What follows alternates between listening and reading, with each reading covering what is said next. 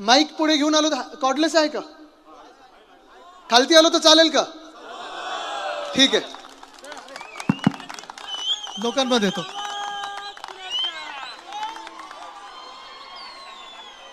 सगळ्यांनी थांबावरती.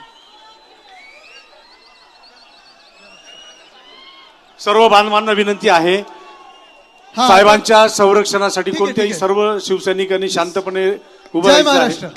थांबायचंय. गर्दी करू नका साहेबांच्या भोवती. साहेबांच्या संरक्षणाच्या बसा बसा दृष्टिकोनातून बसा बसा बसून घ्या, बसून घ्या. आज खरोखर इथे आपण एवढ्या सगळ्या मोठ्या संख्येत उपस्थित झालेले आहात, मला आनंद होत आहे.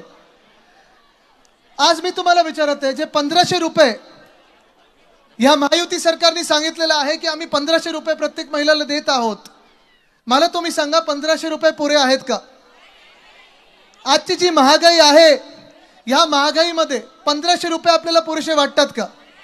इथे स्टँड मध्ये पण मागे महिला बसलेले आहेत, आपण इथे सर्व बसलेले आहात.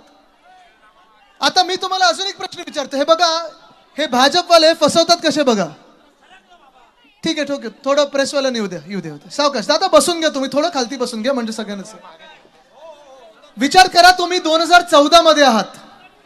2014 मध्ये ह्याच भाजपाने किती रुपये देणार होते आपल्याला प्रत्येकाला? किती रुपये देणार होते प्रत्येकाच्या खात्यात? भाजप 2014 ला 15 लाख रुपये देणार होते, आठवतं ना? नंतर जुमला झाला सगळा. आता डोळे मिटा, 1 मिनिट सगळ्यांनी डोळे मिटून घ्या, तुम्हाला जादू दाखवतो. आणि डोळे उघडा आणि आता समजून घ्या, तुम्ही 2024 मध्ये 15 लाखाचे 1500 रुपये कधी झाले कळलं का तुम्हाला? कळलं तुम्हाला? नाही कळलं. किती शून्य काढले? किती शून्य काढले?